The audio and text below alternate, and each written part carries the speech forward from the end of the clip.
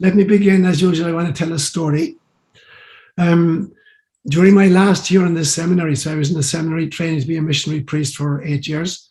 And in the last year particularly, they trained us in a technique which was called community development, where they train you to go into a foreign culture, you learn the language and the customs, figure out who the leaders are, what the needs are, what the problems are, what the resources are, and then set about, being of assistance, because it wasn't just about converting pagans to Catholicism.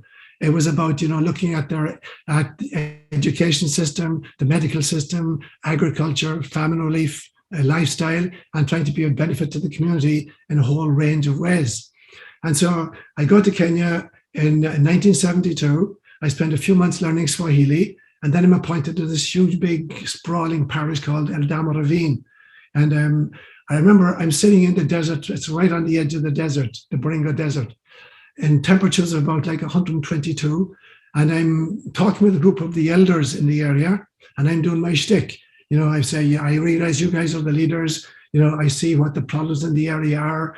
I know what the resources available to us are. I know what the problems are. I got contacts in Europe. I can get some kind of financial assistance, particularly, for water production and stuff like that. And I'm, doing my shtick. And I see this old man, we're just sitting on rocks, literally around in a circle. And this guy has this bemused look on his face. And finally, he raises his hand and he says to me, "Can I ask you a question?"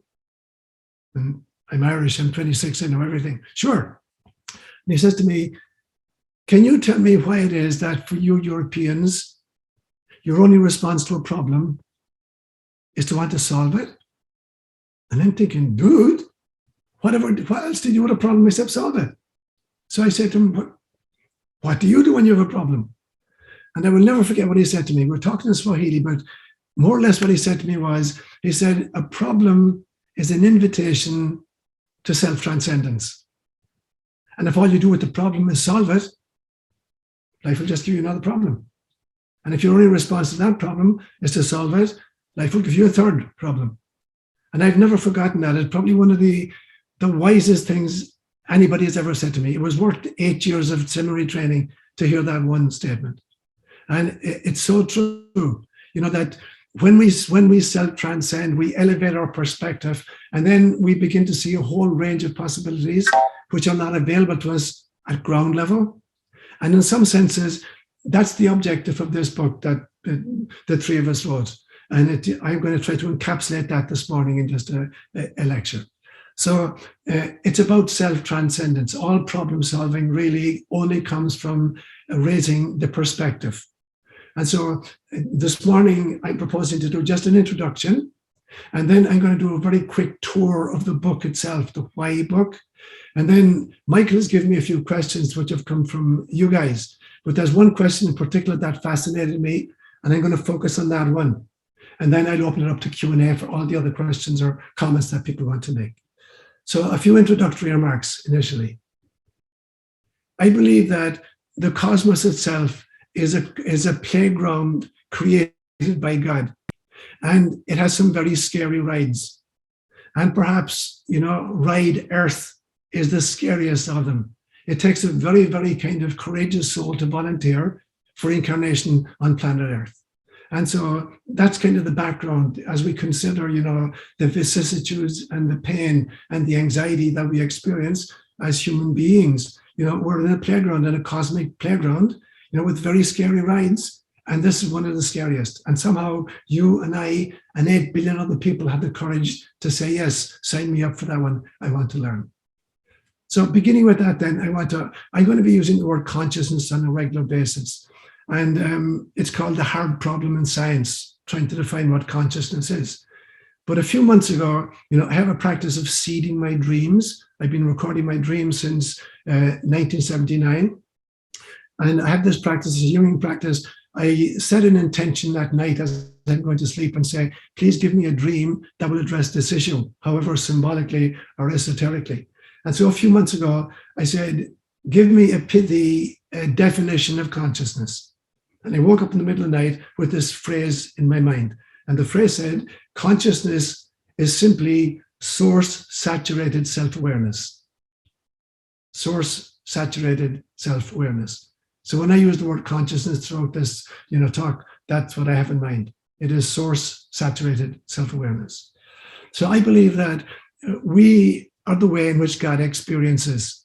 That if God is all there is, if God is all, the all, then there's no possibility of God generating experiences, because experiences have to do with, encountering that which is other in some senses. Now, this actually is an illusion, but it's an illusion that God is playing. It's called the game of Lila in Hinduism. And so creation or manifestation is how God experiences otherness. So we're like bees leaving a beehive every morning to gather pollens and nectars and stories and bring back to the hive in the evening time. And God is kind of the queen, in the hive. And we share our experiences with each other and with God. And so that's how we chose to start this book. Why? We chose to start it at a very esoteric level in order to start from a very elevated consciousness and then descend, devolve down through the grades from the soul body to the kind of the causal body, to the mental body, to the astral body, to the etheric body, and finally to the physical body. And so the very first part of the book, we touch upon stuff like reincarnation, or what I would call, the soul self becoming a role self. For me, there are three levels, basically. There's the role self, the character you're playing in this incarnation. There's the soul self, which is who you really are, the eternal you that was never born and will never die. And then there's the source self, the God of whom you are simply a holographic fractal. So we talked about reincarnation, and the soul and life between lives and how to shift identity. And then having established that as a kind of a jumping off point, we then got into the role self. We looked at the psychology of incarnation and the sociology of incarnation, both at an individual level and at a group level. And so we talked about notions like the Hindu notion of Atman and Jiva. Atman being that, aspect of soul that never leaves the sight of source, and Jiva being that courageous aspect of soul that dives repeatedly into incarnation. And we talked about developing what I would call a personal cosmology. And for me, a personal cosmology constellates around four important questions. The four important questions are: who is God? Who am I? Who is my neighbor? And what is my mission? And to develop a cosmology, you need to engage with those four kinds of questions. And we dealt with those in the book. Now, actually, if you really plumb any one of those questions fully, you've already gotten the answer to the other three. If you really knew who God is, then you'd know who you are, who your neighbor is, and what your mission is. Or if you just simply knew who you were, you really knew who you were, you'd know who God was, you'd know who the neighbor was, and you'd know what the mission was. Or if you started with neighbor and you really, really understood what neighbor means, you'd understand what God is, who you are, and what the mission is. Or if you started with the mission and you really plumbed the meaning of mission, ipso facto, you'd know who God is, who you are, and who the neighbor is. And so an adequate personal cosmology, is dancing with these four questions, and you can treat them, individually, and they'll help each other, or go really, really deeply into any one of them, and it'll immediately reveal the other three to you as well. So I have this kind of, I call it a 2x2 matrix, like a window with 4 panes of glass in it, to help me navigate through this. And so one column has to do with unconsciousness, the other column has to do with consciousness, one row has to do with evil, and the other row has to do with good. So there are 4 kind of combinations. So somebody who is unconsciously evil is asleep. Somebody who is unconsciously good is simply lucky. Somebody who's consciously evil is pathological, and somebody who's consciously good is enlightened. And the job of incarnation is to kind of arrive at that space, to be consciously a good person. Now, in order to facilitate that process, we meet these 3 notions of karma, fate, and destiny. And there's a distinction between them. Karma is the lesson plan.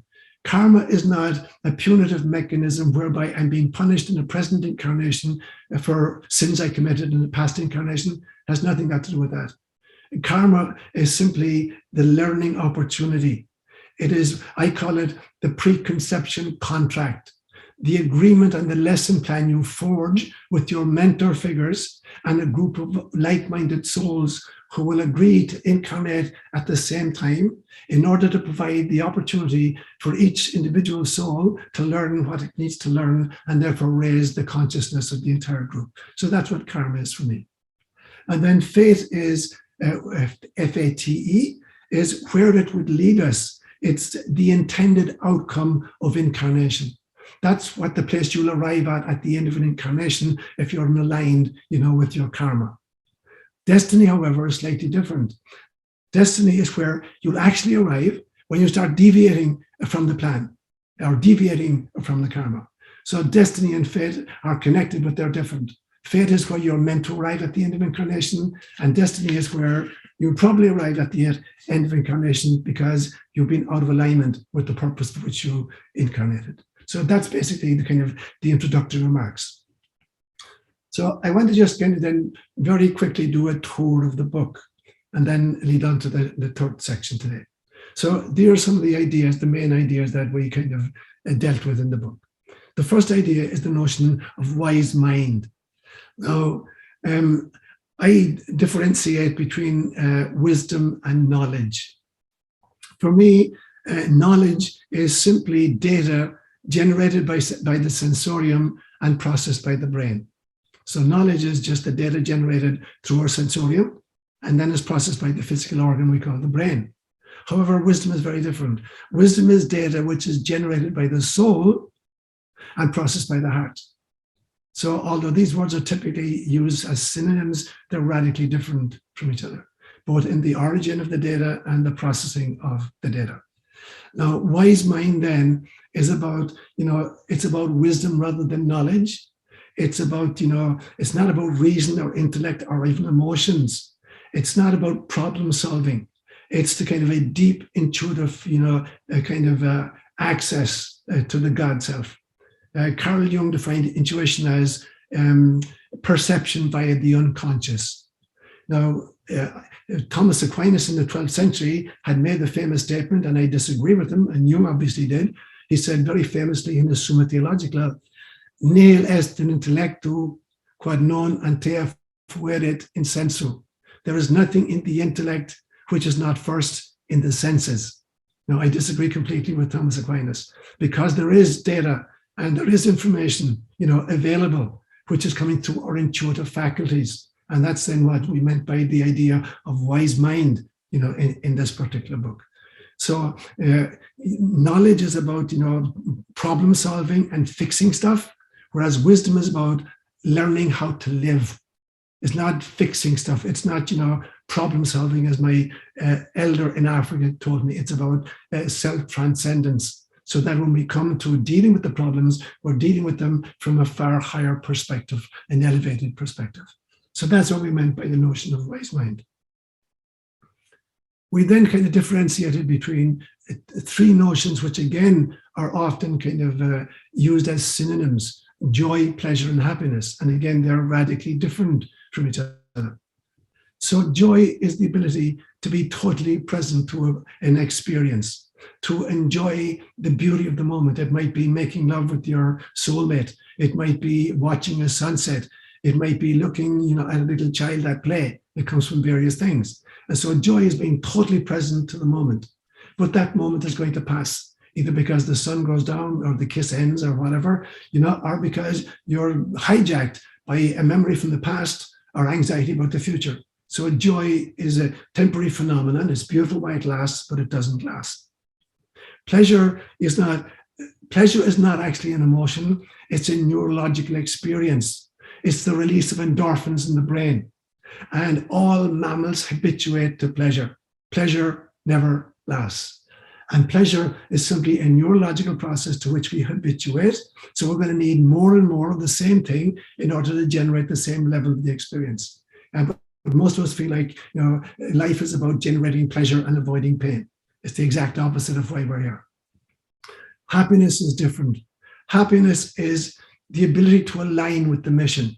The truly happy person is the person who's living in the fullest possible alignment with the reason for which they said, yes, send me down, I will incarnate. It's the ability be content with what is happening, with how to harvest what is happening. It's based on how we want to be, not on what we want to happen. So it's the ability to harvest the present moment and to always see the divine in it and the purpose and the possibility in it. So there are three very important distinctions then that we make. The next notion that we pick up is the idea of purpose in life, or kind of the mission, the reason we came. And I have a big belief that life is a psychodrama. I don't know if you've come across this as a psychological technique where if I, as a psychologist, want to work with a group of people, so I'm dealing with them as individuals and they're dealing with individual problems, and I see them in a very limited context because they're just self-reporting their relationships or their experiences of life. If I wanted to go deeper, I might create an opportunity, with their permission, to create a group format. And I'm going to create an initial scenario and assign each person, a name and a role. But I'm not going to give them a script, and I'm not going to give them a plot. So for instance, let me say I have 4 people and they're each working on a totally different aspect from their own life. And I put them on stage and I said to one of them, I'm going to create this scenario. There are 4 people here. One of them is the father in this family. The other is the mother. The third is a son, and the fourth is a daughter.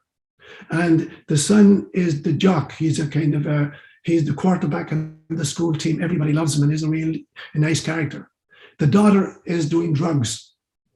The mother is an artist and she's full-time occupied with her art, and very successfully so. And the father is an engineer and he's a workaholic. And now the parents have just been alerted that the daughter has been suspended for school for being caught, selling pot, on the compound. Now, you're the father, you're the mother, you're the son, you're the daughter, you're on stage, and that's the scenario. Now, work with it. You see, what are we going to do? There's no plot, there's no script, there's just an initial starting point. So what is each person going to do? Each person is going to kind of draw on their own personal experience from real life, and they're going to respond to the situation.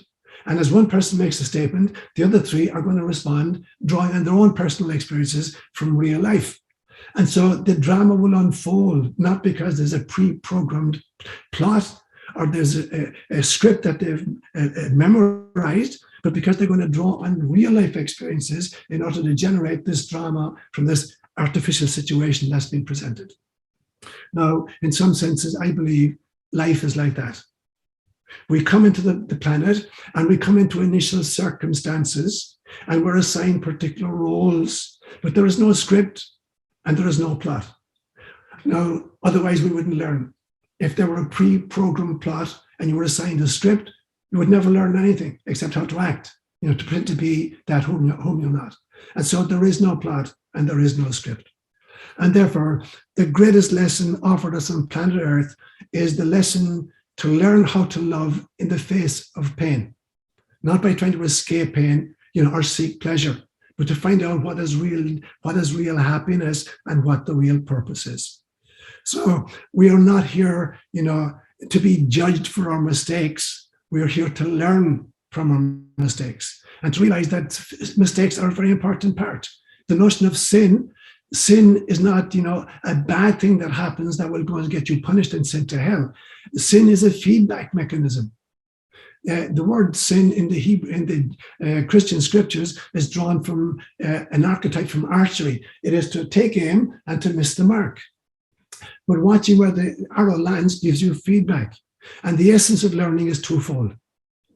It is feedback from previous efforts, and it is repetition. You learn stuff by doing it again and again and again, and you improve by learning from the feedback that your previous efforts have given you. And so sin is a very important mechanism. Sin is the feedback which allows us to do better the next time. So perfection then is being committed to the purpose of which you incarnated, and happiness is actually aligning with that purpose. So perfection and happiness are very, very closely tied. Perfection is not a stainless steel sinlessness. Perfection is being committed to the purpose for which you incarnated, no matter how many times you miss the mark. You keep readjusting your aim, you keep picking yourself back up, and you keep committing to the purpose. That means you're perfect. A little acorn is perfect.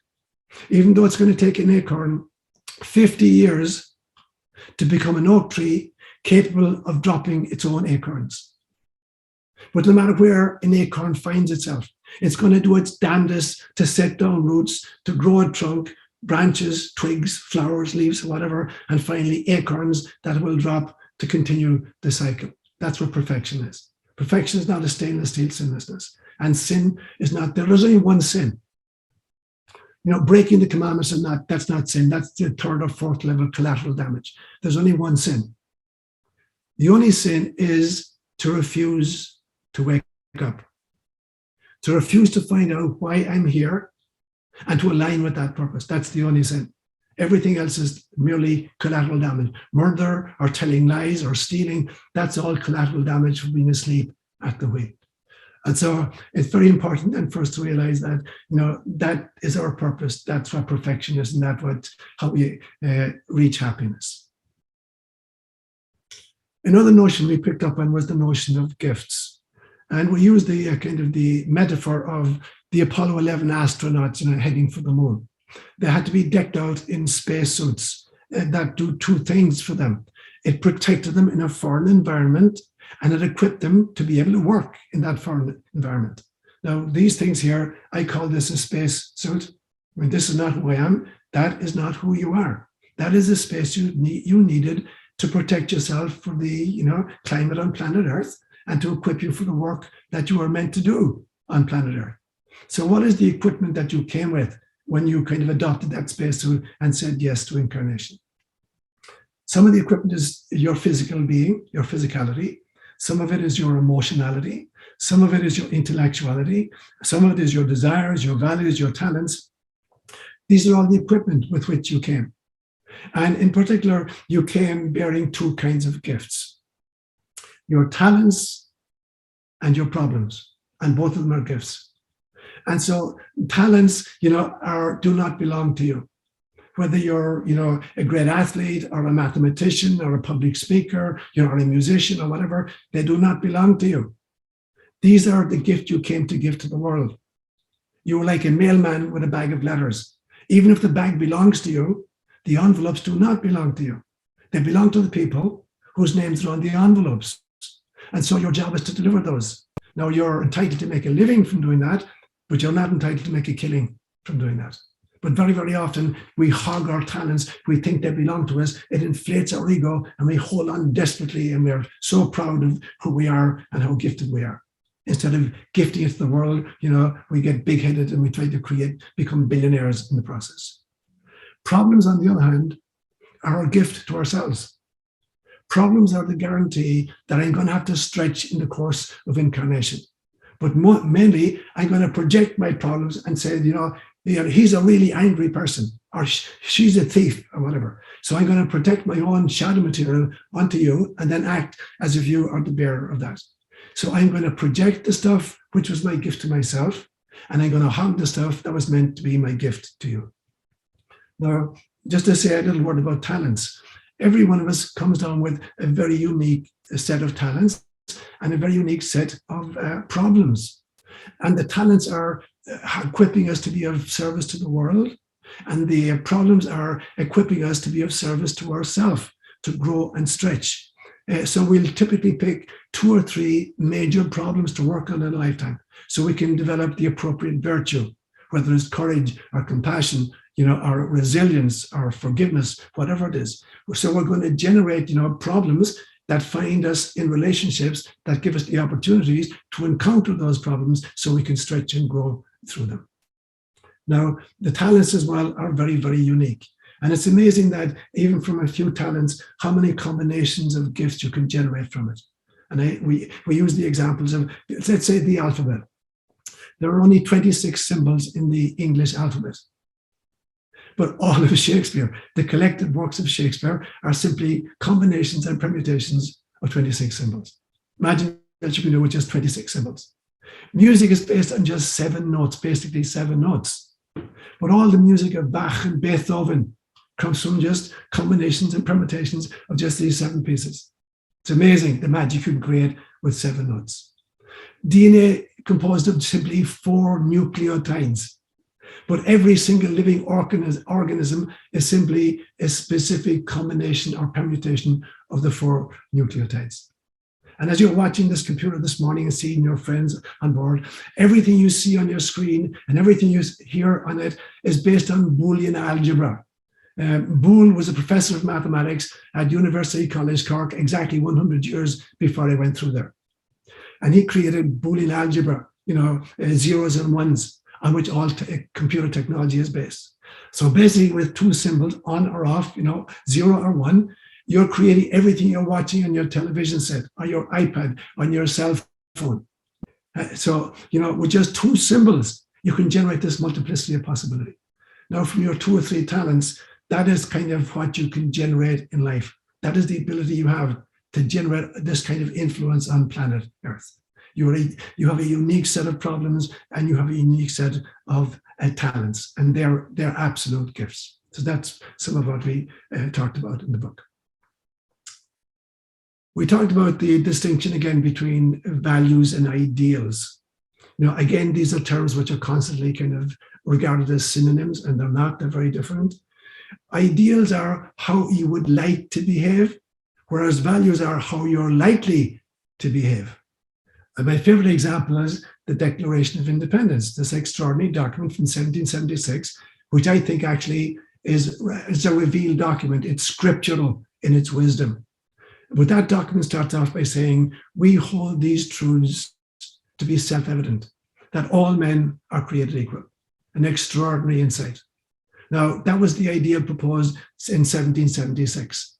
The values were very different, unfortunately.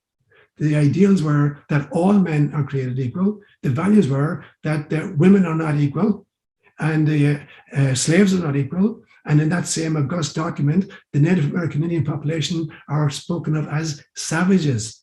So all men are created equal is the ideal. The value is we need slaves, and you can't give the vote to them. My God, they destroy the country immediately if they had a vote. And if we didn't regard the natives as savages, we couldn't justify taking their land from them. Now, gratefully, over the course of almost 250 years, our ideals have begun to morph legislatively into our values, and we're still a work in process, obviously. Now, the function of a prophet then, the prophet is not the person who foretells the future. The prophet is the woman or the man who calls us into alignment with our mission, who points out the discrepancies between the ideals and the values and tells us how to bridge that gap. So that's the function of prophecy. So we use the image of a car journey to illustrate the distinction between ideals and values. So you're on a journey. It's what your hands are doing on the wheel that's going to determine where you're going to actually arrive. And so, and by behavior, I mean then your thoughts, your words, and your deeds, they're going to actually determine the route that you're going to actually take. Now, ideals are your stated destination. Here is where I want to arrive at, enlightenment. However, values are your intended destination. And very often it's an unconsciously intended destination because you're kind of making compromises with life, in order to kind of get what you want, whether it's fame or money or a big house, whatever it is. And so constantly your stated destination are your ideals, but your intended, very often unconsciously intended, are the values by which you're actually steering your car. We ended kind of toward the end of the book then, in the book, as you've worked your way through it, you'll find there are a lot of very practical exercises which are really, really helpful if you work your way through them. So we ended with 5 important kinds of exercises. One of them we call the hero's journey. And so this is where you take 5 heroes of yours. It might be Martin Luther King Jr., it could be Mother Teresa, it could be Mahatma Gandhi, it could be Nelson Mandela. But you take, 5 different people, and for each individual, you identify a virtue for which you admire them. And it could be a different virtue for each person. It might be courage in one instance, it might be forgiveness in another instance, it might be compassion in a third person. So you identify a particular virtue that you associate with that person. And then on a scale of 1 to 10, you grade them and say, for instance, Mother Teresa, on a scale of 1 to 10, I think she's a very compassionate woman. How would I grade her compassion on a scale of 1 to 10? Maybe a 9 or even a 10. Then on the same scale, where would I grade myself on that virtue? Will it be a 3 or a 4? And then I have to take an action item. How do I get from a 3 or a 4 to a 10? If I were to take, Mahatma Gandhi and ahimsa, kind of a non-violent confrontation, and I give him like an 8 or a 9 on that, and I give myself like 2 or a 3 on that, how do I get from a 2 or a 3 to a 10? So the hero's journey is about identifying heroes and heroines, identify a virtue, calibrate yourself, and then take an action item to get you from their score to your score. The second exercise is what we call, the river of life, or the dividing life into 7-year chunks from 0 to 7, 7 to 14, 14 to 21, etc. So the first column is the chunks of age. The second column is who are the important people in your life during each of these eras. Obviously, from 0 to 7, it was your parents and possibly a sibling or two.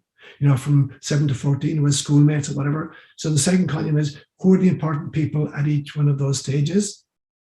The third column is what were the important events that happened during each of these phases.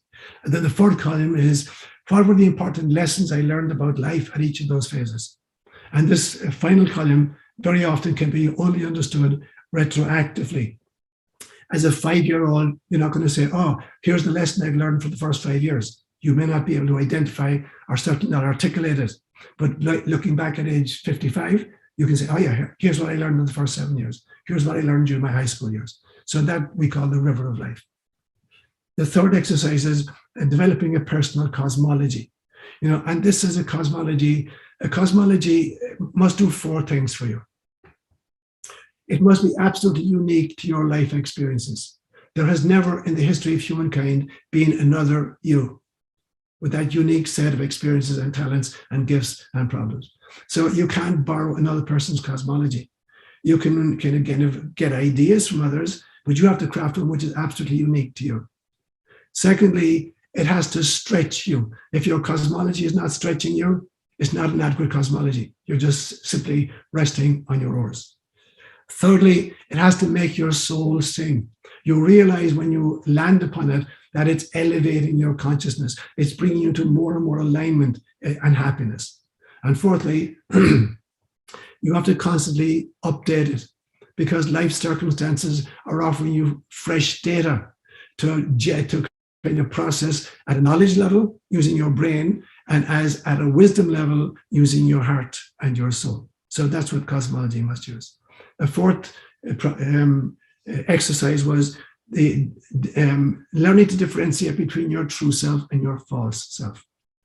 So life is about a constant system of disidentification with previous versions of self so as to re-identify with higher levels of self until finally you give birth to your source self. You have to go all the way from your role self as the individual character you're playing in this incarnation to your soul self, your eternal being, and to your source self, your holographic fractal of source. And the fifth exercise was about identifying present issues in your life and past issues in your life, and then looking at if I were re-identifying myself as a soul rather than a role, how would I have handled those situations, or how would I handle present situations? So that's basically what we did in the course of the book. I want to pick up now on one of the questions that was offered, and as usual, I'm talking too much. There were some great questions that Michael sent on to me. One of them particularly fascinated me, and I spent a lot of time meditating on it. And it was Seán's question. It was about, was Jesus an individualist or a collectivist in the sense of, was he advocating salvation for the individual person or salvation for the group? So I've spent a lot of time over the last 4 or 5 days meditating on this question. So I'm going to go through this in some detail and then open up to the other questions you have, and a discussion you may have. So ultimately, salvation for one or salvation for all. In my terminology, I would say that ultimately salvation is about terminating the Gaia game when all of us have realized that separation is both an illusion and is the work of incarnation.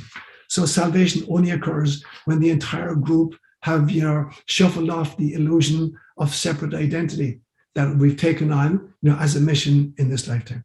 And I've given this kind of image many times. I remember one time watching the I think it was a Montreal Olympics about 1972. And it was a Special Olympics for physically disabled and even mentally disabled young adults. And there was this one particular race, it was a 100-yard dash. Dash is a kind of a euphemism for what actually occurred. And there's 20 young men and women, all Down syndrome, the starting gun goes off and they start trundling up the track. And halfway up, one little fella falls and he starts crying. And he's sitting on the track, nursing his knee, which is bleeding. And all of the others stop and they look around and they see their friend sitting down, nursing his knee. And they all stop running and they come back and they pick him up and they link arms and they walk up the path together and they cross the finishing line as a unit. And the entire stadium stood up and gave him a standing ovation. Now that very, very pithily is what salvation is about. Nobody is saved until everybody is saved. This is a joint venture. Even if as individuals we make individual progress, how can you agree? How can you boast about what you've scored during a game if your team lost the game? Your job is to get your team across the finishing line, not to boast about how many points you scored or how many 3-pointers you shot during a basketball game. So I decided then to get into what's known in medical terminology as apoptosis. And apoptosis is a cell death and regeneration. And it is true at many levels. It is true embryologically, it is true biologically, it is true sociologically, and it is true spiritually. So here's what apoptosis looks like in the embryo. Each of us at some stage, in our embryonic state in the womb, we have a tail. The cells of the tail die off through apoptosis, so we're born just with a vestigial tail, which we call a coccyx. Each of us is, living in the amniotic fluid. We're marine creatures, but at some stage, apoptosis is going to force us to become land animals. When we're in the womb, we have webbed toes. Literally, we have webbed toes. All of those webs are going to die off through apoptosis before we're born. So apoptosis embryologically is about shedding at a cellular level of that which we don't need. Now, biologically, after we've been born, we go through the same process. Biological apoptosis is about constantly dying, the death of old cells and regeneration of new cells. So, for instance, every single skin cell in your body is going to die and be replaced on a monthly cycle. 50% of the dust in your home is dead skin cells. If it weren't, you'd be in big, big trouble. On a 6-week cycle, every single cell in your stomach lining dies and gets replaced. On a 6-month cycle, every single cell in your skeletal system dies and is replaced. And on a 7-year cycle, every single cell in your body dies and gets replaced. Now, that's the importance of apoptosis biologically. There's a kind of a version of that sociologically, and it looks like this. The old adage, the king is dead, long live the king. That was the chant, in the ancient world when a real king died, and one of his sons took over. They're celebrating the passing of the old guy, but they're more happy with the coming of the new guy. And the chant was, the king is dead, long live the king. Now, that's meant to be true of society as well. So I would say that apoptosis is the evolution of society from tyranny into the recognition of our inner divinity. So and we find tyranny in many, many different shapes. We find it in bloodlines, in theocracies, in communism, in billionaire technocrats, in political dynasties, those who refuse to die and give over to better ideas and more adequate, leaders of various kinds. And so sociologically, when we refuse to engage with apoptosis, we get the kind of situation we find ourselves in the world right now. And finally, there's what I call spiritual apoptosis. It's the religious shift from the notion of being a special individual or special group to the realization of Buddha nature or Christ consciousness. Now, so at a spiritual level, we can have the same, unwillingness to let go. So the idea that there are special individuals or special groups, like, the Jews believing they're God's chosen people, or Catholics saying extra ecclesiam nulla es salus, outside the Catholic Church there is no redemption, or born again Christians claiming if you don't believe in the Lord Jesus you can't get to heaven. So we have to shift, from the idea of special people or special groups to the embrace of Buddha nature and Christ consciousness. That's what spiritual apoptosis looks like. Now, cancers happen when apoptosis stalls, when old cells refuse to die and be replaced. And this happens physiologically, biologically, it happens sociologically, and it happens spiritually. Now, there's this extraordinary dance we have to do between, increased complexity. There is an ongoing evolutionary complexity and a diminution of entropy, which means that we've gone from single cell organisms to multicellular organisms that create organs, and then from organs like a heart and a liver and a lung to organisms in which all of these play a part in the team, to the idea of a family of individuals, to a tribe consisting of families, to a nation consisting of tribes, to a globe consisting of nations, while at the same time fully honoring the completeness of each level of the system. A global understanding of family does not in any way diminish either the national identity, the family system, or the individual person. These are two dancers in the same dance. What happens, of course, is the globalist agenda tends to diminish all of the previous parts. Now, if you were to act like that biologically, if you were to kind of, completely dominate every cell in your body, your organism would die. It is by honoring every single cell in your body is as independent. It has its own immune system, its own elimination system, its own cardiovascular system, as the entire organism does. And the organism has to honor that process in order to benefit from what each cell is providing. So there is this extraordinary dance then between true evolution in complexity on the one hand, and the power grab of what I call the cancerous cabal on the other hand. People like the World Economic Forum, or the WHO, or the United Nations, or the IMF, the International Monetary System, which have a model of complexity, which is in fact suppressing all of the constituent elements. Now, that's an ancient notion. In the Hebrew scriptures, that is called the notion of a corporate singularity.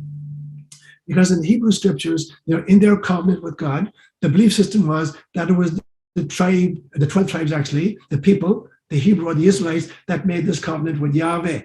And the tribe is regarded as a corporate singularity, which means that if one member breaks the covenant, the entire tribe is held guilty, and God is going to punish everybody for the sin of the individual. Now, for people at that stage to say, I didn't do it, it was he did it. It would be like, a murderer who, killed somebody with a pistol saying, I didn't do it. It was my right index finger did it. So, cut off my right index finger, and, justice will be served. Nobody would buy that argument. As an individual who you held the gun and the right index finger pulled the trigger, but you as a person were responsible. So that was the notion of the corporate singularity. Now, we've done the very same thing in our own time. Now, when we were trying to get rid, for instance, of Saddam Hussein in Iraq, over the course of several years through mandates of various kinds, we killed over 500 million Iraqi children. And when Marilyn Albright was interviewed on 60 Minutes and asked, is that an acceptable price to pay for American foreign policy, that 500,000 Iraqi children have died because of medical kind of embargoes? Is that an adequate price? She said, yes, we think it is. Now there you have again, to get rid of one man, we killed at least 500,000 children in Iraq. So the notion of a corporate singularity is still alive and well. Now, there's a positive side to the corporate singularity, and that's the realization that nobody is saved until everybody is saved.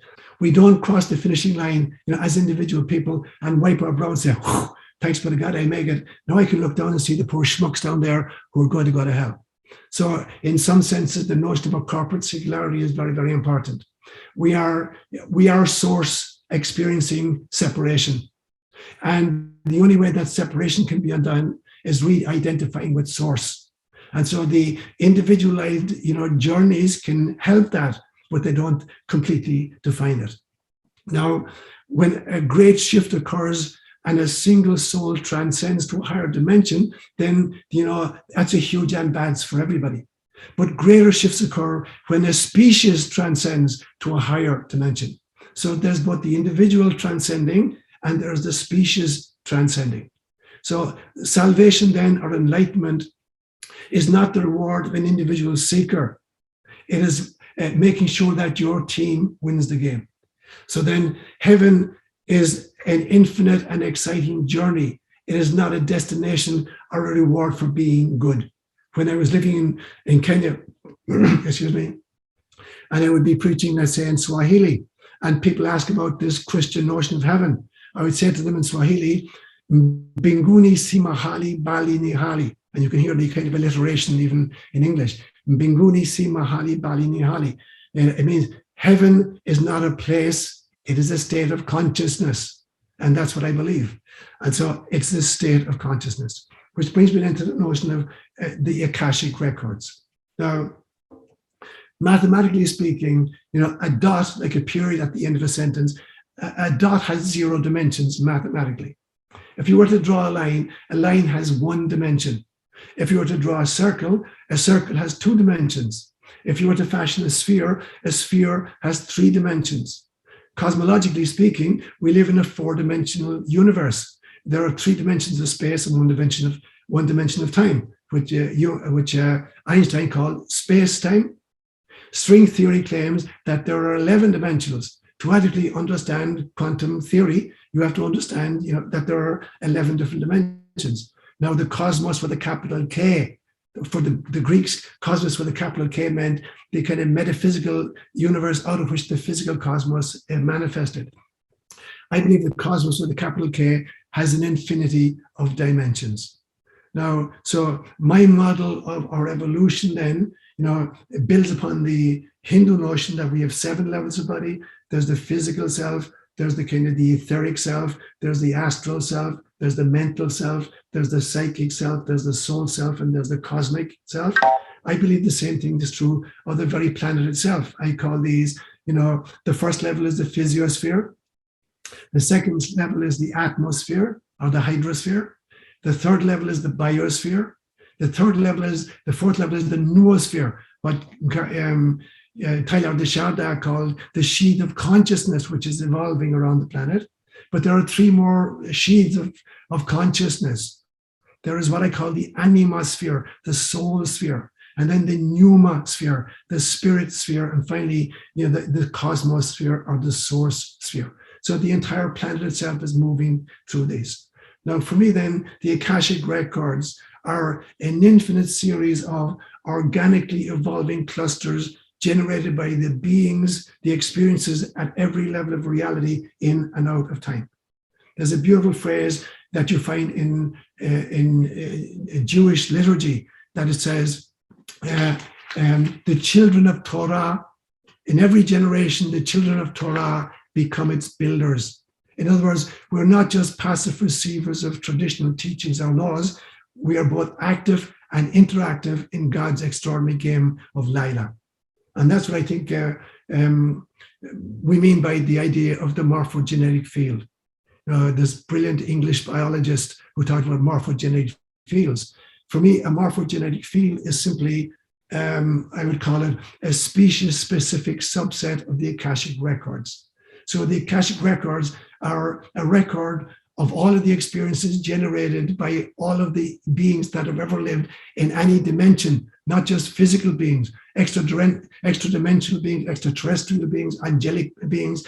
Any experience generated by any level in any dimension is recorded in the Akashic records.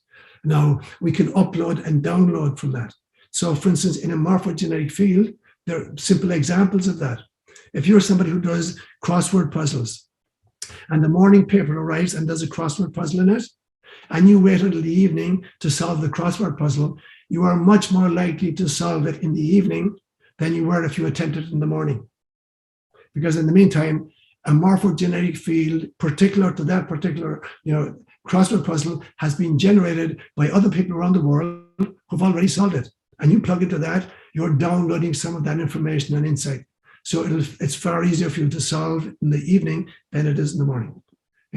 Another example, for a long time, it was believed that physiologically, it was impossible for a human being to run a mile in under 4 minutes. Many efforts never succeeded. And then in 1954, a young student in either Cambridge or Oxford University ran the first sub 4-minute mile. And within 3 months, 10 other athletes had accomplished it because the morphogenetic field had been established. Now, to get back then specifically to Seán's brilliant question, was Jesus himself a collectivist or an individualist? Now, I'm going to mention a few statements of Jesus and I'm going to unpack them in my understanding of them. When Jesus says, I and the Father are one, I am in the Father and the Father is in me. And then he says, I am in you and you are in me. This is Jesus talking at a collectivist level. This is not about individual salvation. This is about the raising of consciousness, realizing that Jesus is in the Father and the Father is in Jesus. And the disciples were in Jesus and Jesus was in the Father because we're holographic fractals of source. In Jewish mysticism, this is called netzotzim, the sparks of the divine. And so for me, when I hear the word Father as used by Jesus, my phrase is that the Father represents a supra-cosmic consciousness. And the Son represents, a cosmic or a Christ consciousness that of fully realized beings.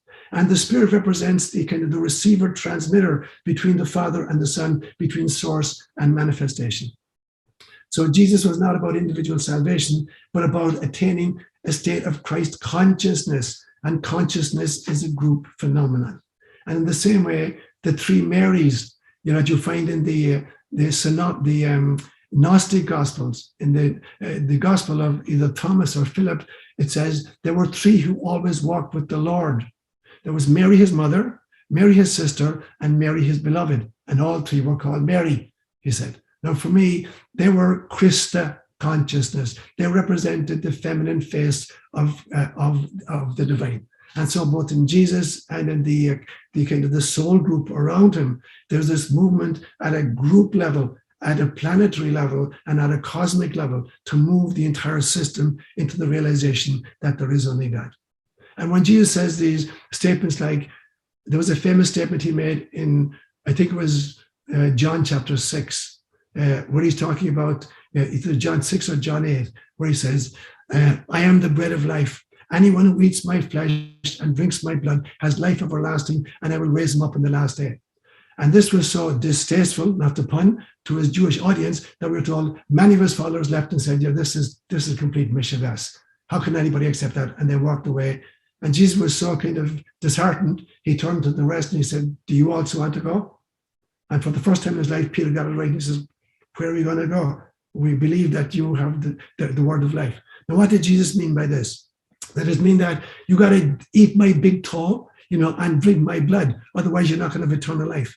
He didn't mean that at all. He said, when you eat my flesh, what does it mean? It means when you volunteer for incarnation, when you agree to put on flesh, like I agreed to put on flesh, and you move into a Christ consciousness, you realize that life is eternal. You have risen as of everybody else. So where 2 or 3 are gathered in my name, not in the name of Jesus, the carpenter from Nazareth, but Jesus, who's in a state of Christ consciousness, there am I in your midst. There is Christ consciousness. Then you realize that you are the great I am, as much as Jesus was the great I am. And finally, when he said, whatever you do to the least of my brothers, you do to me. That is the great I am.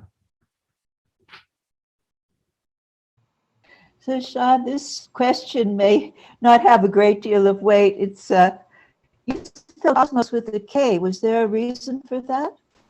It's a very important question, Liz. Yes, the Greeks spelled cosmos in 2 ways.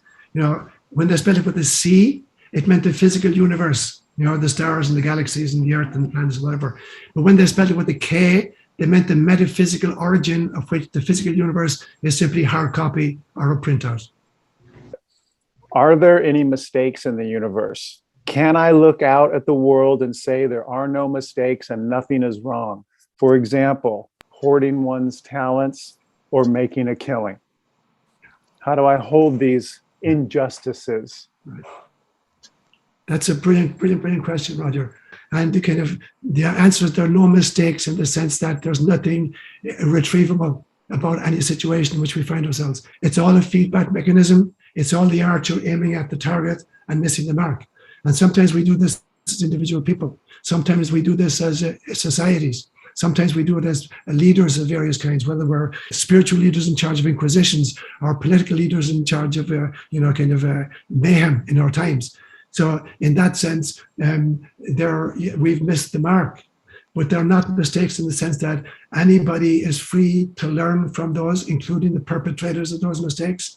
And over time, these mistakes are always made by very young souls. And, when I talk about a young soul, it has nothing got to do with chronology. It has to do with the level of evolution of the human soul. All souls are timeless. So every soul, is afforded the opportunity, again and again and again to learn from their own mistakes. And so eventually at some stage, even the Hitlers of the world, even the Klaus Schwabs of the world are going to learn, that, their previous actions were less than perfect, and they need to pick themselves up and do better. So in that sense, there are no mistakes because there is nothing from which we cannot learn. On the other hand, there are, actions, there are thoughts and words and deeds which slow down the process of evolution. And it behooves us to try to identify what they are, and to deal with them. So a few months ago, I gave a homily at COJ where I talked about the 4 levels of compassion. And for me, they're the 4 C's. So compassion is confirmation, it is cooperation, it is compensation, and it is confrontation. So compassion involves confirmation in the sense I say, Roger, you've done a great job, way to go, attaboy. So that's one level of compassion. Another level of compassion is to say, I'm a member of the team. So, you're doing some part of the team. You're playing one role in the team. I'm playing another role. And whether I'm the 250 guy in the scrum just pushing, or in the quarterback, or in the running receiver, whatever, it doesn't matter. Everybody is necessary for the team to win. So that cooperation is the second way of being compassionate. The third way is cooperation. Somebody drops the ball literally, and instead of just, sitting back and, criticizing, I got to pick it up, and move it on. So cooperation and compensation for the mistakes of others is important. And the fourth one is confrontation. Somebody is really screwing up, or a system is really screwing up. I have a right to stand and confront it. But I have to do it out of a place of love and realization that I am trying to move this person forward into enlightenment. I'm not trying to score points at them, put them down. And so all of the great leaders, use confrontation. Jesus used it for the Pharisees. Nelson Mandela did it against apartheid. Gandhi did it in India. Martin Luther King Jr. did it. So there's always a place for confrontation. But it has to come from a loving heart, not from an angry space. Because an angry space is just going to contribute more darkness to the equation. I have a copy of the book. I took notes about your 5 suggested ways to step forward. And I'm wondering if there's one of those in particular, or something else you might suggest that is useful when fear is present. And sometimes, it's present in hidden ways. It's not always so overt. And but if that is operating, do you have some thoughts or suggestions? I'd love to hear them. Thank you. Sure. Thanks, Adelaide. So I believe that every little baby is just born with 2 emotions: the ability to feel fear and the ability to feel love. And then both of these bifurcate. Fear, which is self-directed, becomes depression, and fear, which is other-directed, becomes anger. Love, which is self-directed, becomes self-esteem, and love, which is other-directed, becomes compassion. And then these 4 pieces combine and permute, like the DNA nucleotides, and create all of the other virtues and vices. Now, at the very, very basic level, the greatest fear is the fear not of being loved, but of being unlovable. So every little infant at some stage, mother is going to have to leave the room to go to the bathroom or go shopping. And for this little neonate, who's not thinking consciously, it feels like it's abandonment. And since mother is God, if mother is abandoning me, it must mean that I am unlovable. So at the core fear of every single one of us is that we are unlovable. Not just that we have proven to be unloved in particular situations, but that we're basically, a screw up. How could anybody love the likes of me? That is the basic fear. And therefore contending with that has to then deal with learning to look at who I really am. And that's why I say there are 4 great questions for cosmology. Who is God? Who am I? Who is my neighbor? And what is my mission? So in the instance of fear, I would have to start then with the question of who am I? And then I have to begin to disidentify with the spacesuit and begin to re-identify with higher levels of self. So there's a great phrase in the New Testament. Jesus obviously is speaking in Aramaic, but the New Testament is written in Greek. There's a phrase in Luke's Gospel where Jesus says, "You must be compassionate as your heavenly Father is compassionate." Now, the word in Aramaic for compassion is the word rachamim. Rachamim is the plural of the word for a womb. Now, when Jesus says you must be womb-like as your heavenly Father is womb-like, the actual word that Jesus used for father, what we translate into father, is the word avon. And avon much more accurately means the intelligence that generated the universe, the birthing principle of the universe. So here's what he's really saying in Aramaic. He's saying you must be womb-like as the birthing principle of the universe itself is womb-like. Now, what is a womb? A womb is that which can conceive, carry, and birth life, many, many times. So what's he saying? He means, every one of us initially, we give birth to our own physical sense of self. I think I am this physical being. Now, at some stage, I have to disidentify with that. There's a great Hindu phrase that says, I have a body, but I am not my body. I have emotions, but I am not my emotions. I have an intellect, but I am not my intellect. And I add to it, I have a personality, but I am not even my personality. The personality is simply the interface between essence and environment.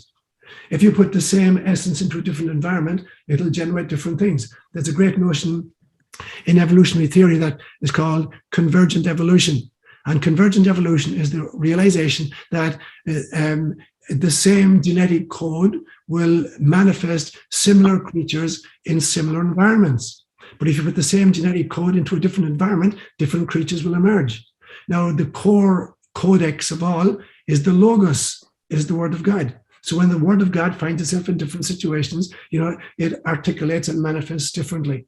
So your personality is the creature created by the dance between your essence and the environment which you find yourself. Now, so Christ is saying then, you have to give birth firstly to the sense of physical self. But you have to let go of that. That is not who you are. Now you may identify with your emotions, but that is not who you are. You may identify with your intellect, and that is not who you are. You may identify with your profession, and that is not who you are. You may identify with your relationships, and that is not who you are. So he says you have to keep giving birth until you give birth to God. Now, Meister Eckhart, a brilliant, 13th century, 14th century Christian mystic, said in a famous Christmas homily one time, he said, "Of what use to me is it that my Savior was born of a virgin 1300 years ago? If he's not born again in my heart and in my time, every single one of us is meant to be a mother of God." And so I would begin with the question of who am I, and sequentially give birth to greater and greater realizations and the disidentification with the lesser ones, which does not mean disidentification, does not mean that you trash it or abandon it any more than a tree is going to ignore its root system when it's developing twigs and leaves. Transcendence means incorporation and going beyond, not abandoning that which is preceded. So I begin with the question of who am I, and then start birthing greater and greater versions of that. A follow-up to that previous question, but more so a follow-up to Roger's. Could you say something about discernment? You mentioned the 4 C's. In a given situation, how am I supposed to know which one of those C's? That's a great question. It's a great question, Tom. And so it's interesting that when the Jesuits were training their priests, one of the primary faculties they were meant to employ was, they called it in Latin, de discretione spirituum, discerning among spirits. In other words, trying to fine-tune what the appropriate response is in any given situation. So it's a great question. Which one, do I need? What is the appropriate response here? So this is the place then for the activation of what we call the wise mind. And the wise mind is the intuitive faculty. Because as Jung pointed out, intuition is perception by the unconscious. Intuition is where I consciously, ask for a download from my own higher self. So you, Tom, are both Atman and Jiva. Tom is Jiva. Tom is the human being experiencing life in this incarnation. But there's another level of Tom, which is Atman, which is your source self. which is in some senses omniscient because it's a fractal of source. So learning to kind of consciously connect with that level of yourself is the key to discernment. Now, all prayer actually is Atman speaking to, is Jiva speaking to Atman. All prayer is Jiva speaking to Atman. All meditation is Atman speaking to Jiva. And so discernment is brought about by making as Jiva, as Tom, asking for assistance from Atman, and then listening to what Atman is going to reveal to you. Listening in quiet, and then trusting that what you're being given is the way to proceed. And the clue will be, there will be no anger attached to your decision. You're not going to say, I'm going to go out, I'm going to beat the crap out of that guy or whatever. That means you haven't been listening to Atman. And so wise mind is making the plea, establishing the connection consciously from Jiva to Atman, then listening to what Atman has to say, and then do a very, very quick check. Do I feel peace in my soul? Do I feel compassion in my soul? Do I feel even forgiveness in my soul, even though I now decide to go and confront this person or this situation? I was happy to hear you mention virtue recently. I see virtue as necessary to collect or acquire as a means of preparing for shifting spiritual gears. And I was wondering if you could give some examples of what these virtues are. Okay, that's brilliant, Robbie. Thanks a million. So as I said then, all vices are simply, articulations of fear in different contexts, and all virtues are articulations of love in different contexts. So in one particular context, love is going to look like the virtue of compassion. In another context, it's going to look like courage. In another context, it's going to look like forgiveness. In another context, it's going to look like patience. In another context, it's going to look at resilience. And so, all of these virtues are what love looks like, in different contexts. Because as I say, life is a dance between soul, and incarnation. And so each environment is going to, invite different responses, and some of these responses will be prompted by fear, and some of them will be prompted by love. And the love responses, will articulate themselves in varying ways depending on the kind of the fine-tuning of the situation in which I find myself. So in this situation, am I being called upon to be patient, or courageous, or confrontational, or forgiving? What is life asking of me, so that I may contribute not just to my own personal evolution, but to the evolution of the very spirit, the very species itself. I've been working with the question, who am I, for a long time. I first heard it from Ramana Maharshi, who was an Indian sage in the last century. The people I live with and work with, sometimes they seem to get their truth from the news media. And I often offer them counter arguments to their opinions, hoping that that's a means of expressing compassion, but sometimes that divides us and they don't want to talk to me anymore. I guess I'm fine with that, really. I mean, I'm fine with raising questions and confronting fears of my own and of other people. And one argument against this is that being involved in the world, in the constant arguments between people about politics, about medical care, and all these things, causes you to be upset more often than not. It doesn't upset me as much as it seems to upset the people I'm talking to. So I just wanted to see if you have any advice.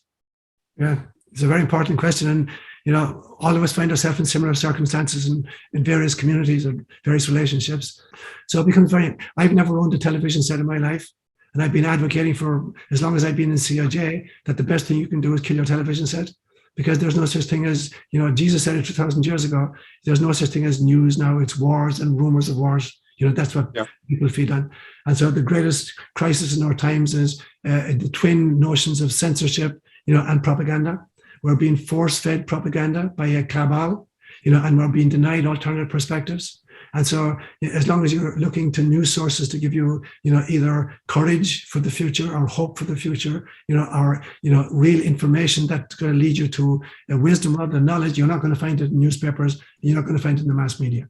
So looking for it there is not going to work. So you have to kind of generate it elsewhere. The second thing I would say to you is that you have to try to spend quality time and a lot of your community time with people who support you in your journey. Now, a community should do two things for any member. It should support you in your search and challenge you in your beliefs. Now, challenge in a loving way so that you can continue to refine your own personal cosmology. But any community which demonizes you and gets angry with you is not an appropriate community, whether that's an online group or or the news media, whatever. So we have to avoid situations in which we're bathing in that kind of energy. Now, at some level, unfortunately, we're bathing it in any way because they're creating their own morphogenetic field, and we are having, unfortunately, to bathe in that. If somebody poisons the water system in the town, everybody who's drinking from it is going to be poisoned by it, unless you're taking opportunity to kind of deal with the water. So finding or creating community that's supporting your research and challenging you in your belief systems is very, very important. So it's constantly looking at your own personal cosmology. Now, the truth is there are a lot of really great people out there. You have to know how to find them. There are people who are risking their reputations and their very lives to present us with truths. We have to find those people. We have to try to support, even financially at some stages, support these people and what they're trying to do. Because, it is only by creating that level of love that you can overcome that level of fear and evil. And the interesting thing is, it only takes less than 10% of a population to shift the dynamic of the civilization, because the power of love greatly, overcomes the power of evil and hatred. One totally enlightened being, is the equivalent of, 1,000, demons in a sense. So create, a community of loving being, that will dissolve the darkness, and then while confronting it when we need to realize that the greatest way we can dissolve the evil is by radiating even more and more love by who we are, and how we live. I think I need you to help me more with a definition or the direction with the definition of the word perfection. You were talking about, I think, perfection and committed to our purpose. But, sure, I've always felt the perfect is the enemy of the good. And, surely goodness and mercy shall follow me all the days of my life, like that. And allowing, and so I think the great picture of the difference between driven or being drawn, because I feel like the great spiritual question is, are you driven or are you drawn? I think we're all drawn here to COJ, to ITP, things of that nature, is to go moving from the 10 commandments to the 2 commandments, that thou shalt, and then, love becoming all that it is. And, I think there was a quote that I think Rupert Spear, I think, too, I heard from, with the mind know 10,000 things, with the heart feel only one reality, and reality is with a capital R. And so I'm, and more when I'm moving into that space of that one reality, I'm capitalizing certain words, our self and body and mind, from a small b to capital B, a small m to small capital M. So help me with, I think maybe softening perfectionism or giving me different examples to of where we're moving to an allowing and an unfolding in our journey. You've asked a lot of really important questions there, Bob. I focus on 2 of them, perfection and reality. So it's interesting you say that, because the word perfection, in the Christian scriptures, which is written in Greek, the word that they use for perfection is telos, T-O-S, from which we get the English word teleology. And teleology means to be attracted toward a goal. And so, for instance, I believe that we're as much, artifacts of the future as we are of the past. That, Bob Dunges is not just the the sum net result of all the experiences that Bob Dunges has had during his lifetime of your personal history, that you have equally been a product of your future. It that to which you aspired and drew you forward was as important as that which drove you from behind, you know? And so it is a teleology then is literally having a kind of a blueprint of, you know, enlightenment or union with source and being led by that realization. And so even on a kind of very pragmatic basis, suppose there's a young woman, she's 22 years of age, and she's going to get married on the 1st of September. Every single thing she does between now and the 1st of September is predicated upon her wedding coming up on the 1st of September. Every thought of the day, every action, every kind of shopping excursion, every conversation is totally driven by a future event. Now, that's what perfection literally means in the Greek. Teleology means to be attracted toward a goal. Now, the ultimate goal, obviously, is union with source. And so it becomes very important then that perfection is not a stainless steel sinlessness. It's not living a flawless life where there's nothing left that you can accuse yourself of or others can point a finger at. That is not perfection. That's nothing to do with perfection. Perfection is being drawn to the end for which you volunteered. So perfection then is the commitment to the mission, and happiness is the realization of the mission. You're only happy when you're in alignment with that mission. So that's my kind of understanding of perfection. Reality then, a great question. So reality exists at a pluriformity of levels. So every single one of us, you know, if we're raised in a kind of a Western mindset, we think that, you know, our senses deliver data to us. It comes in, it's processed by the brain. The brain then creates an experience by processing the sensory experiences. The experiences then come together and they create a kind of a memory bank. And our memory bank creates our model of reality. Then we share that with other people in the tribe. And now there's this mathematical concept that there's a new level of reality, which is the intersection set of two, you know, of all the members. So mathematically speaking, if you've got a whole bunch of sets of numbers and you overlay them, the intersection is what they all have in common. And so the consensual reality at a tribal level or a national level or a global level is the overlapping of all the individual models of reality. And so it becomes very difficult then to experience that which the culture tells you is not real. So if you've had experiences which lie outside the intersection set, you'll be told you're crazy, you're schizophrenic, you're delusional.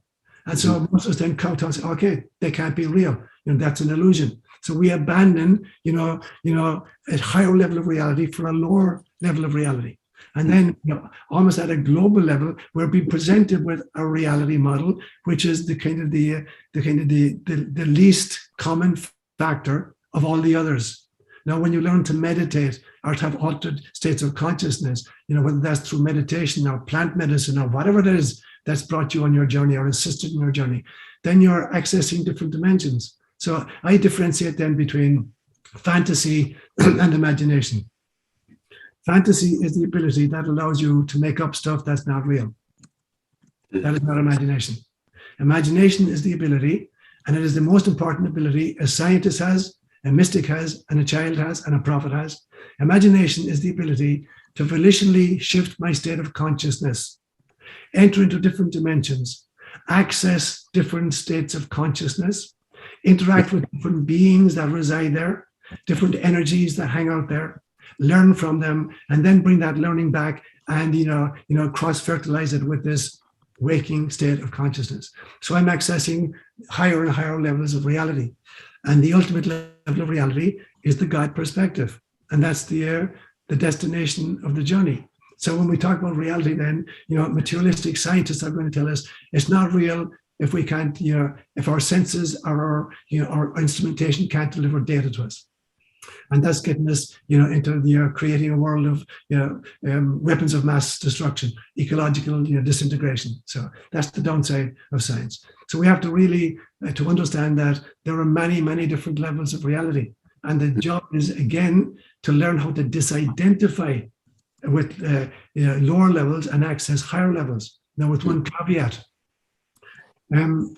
If I go to France and I don't speak French, and I insist on speaking English, I won't be understood. if somebody comes from France and only speaks French to me, I can't understand what they're saying. Unless I'm conversing with both languages, I'm stuck when I go traveling. Now, somebody who's accessed a lot of different dimensions may be multilingual. Now, when they're talking to somebody who's monolingual, they have to be really careful what language they're going to use. The difference between a schizophrenic and a mystic is this. A schizophrenic drowns in the same waters in which a mystic swims. Because the mystic realizes there's an appropriate language to speak to individual people about the experiences they're having, and the schizophrenic doesn't realize that. So a schizophrenic is going to employ language which is not appropriate for the listener, and so they're going to be branded as crazy. And it's not actually that the experiences they're having are not real. Every experience you have is real. If you're having an experience, it means you're in touch with some level of reality. Now, that level of reality may not translate into physical reality. So if I'm having a kind of hallucination that I can jump off the top of a building because I'm an air being, without, mass or weight, that's true in one dimension. It's not true in a four-dimensional world. If I jump, I'm going to get killed. And so that's the difference between the schizophrenic and the mystic. So we have to be really, really careful that the states of consciousness we access and the reality models to which we have access, that we need to articulate them in a language which is appropriate for the listeners. My question is building on Bob's question. I feel like he and I were in the same field as we were morphogenetic field crafting this question about perfection. And that was definitely one of the things that I was here to hear, was when you said perfection is being committed to the purpose for which I incarnated. And no matter how much I miss the mark, pick myself up and try again. That's learning. And that is perfection, which leads to happiness. So I've missed the mark a lot. And I think, well, what's the definition of missing the mark? I gain energy from visualizing. In ITP, we do transformational imaging, and we image our desired transformation, our transformed state. And, and if this is in the business arena, I'll image, a result that I'm desiring, an outcome that I'm desiring, and often miss that mark, and then lose energy, get frustrated, and become a victim of the outcomes and circumstances. So my question is, how does one take aim as the archer at the mark and feel inspired by that possibility and miss that mark again and again and again and still take aim? It's like, do I aim at the same thing or aim at something else? Or am I attached perhaps too much to this particular type of outcome? Is there a letting go process that perhaps is necessary? So this is kind of my conundrum here as I pick myself up again and again and aim for something, miss, and continue to stay energized and inspired. Great question. So I'm going to use some funny kinds of metaphors here. For some reason, this just flashed into my mind. A story about a young boy in a very dysfunctional family who had a fascination with ponies. And he kept, writing to Santa Claus, please, please, please give me a pony for Christmas. And his father was a really, really abusive man. And he heard the child every night, praying to Santa Claus to give him a pony. And so on Christmas morning, the father trucked in a big load of horse poop and dumped it on the floor. And the kid comes down to find, and he sees this load of poop. And he said, wow, with so much poop, there got to be a pony in there somewhere. And he starts pulling the poop away to get access. Now, you think about it, that's what Michelangelo did. He took a block of Carrara marble, a big block of stone, and he got rid of the stuff that didn't belong. And he released a Moses and a David and a Pieta out of these chunks of stone. So he took away that which didn't really belong, to the finished product. Now, that's what missing the mark is about. It's about chipping away the marble that doesn't belong. It's about having the courage to dig through the poop and find the pony. Yeah? And so we have to realize that, when we get disheartened, it's because the ego has taken over control of the project. The ego is really, really happy to kind of take responsibility for and credit for any enterprising venture. If it looks like it's going places, this is what politicians are great at. They kind of find something that's really working, and then they put themselves in front and claim that they have been leading it all along, when they're just actually taking advantage of something that's actually good. Now, we tend to do that ourselves. The ego in me always wants to be, in charge of an entertaining project. Now, the ego has to realize that it's a great servant, but it's a terrible master. Again and again and again in the parables of Jesus, he talks about, the ego and the soul.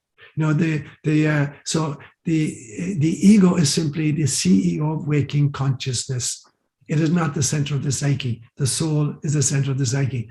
In fact, in Greek, they're the same word. Psyche in Greek just means soul. So we have to realize then that we have an aspiration as individuals, to be totally aligned with the mission.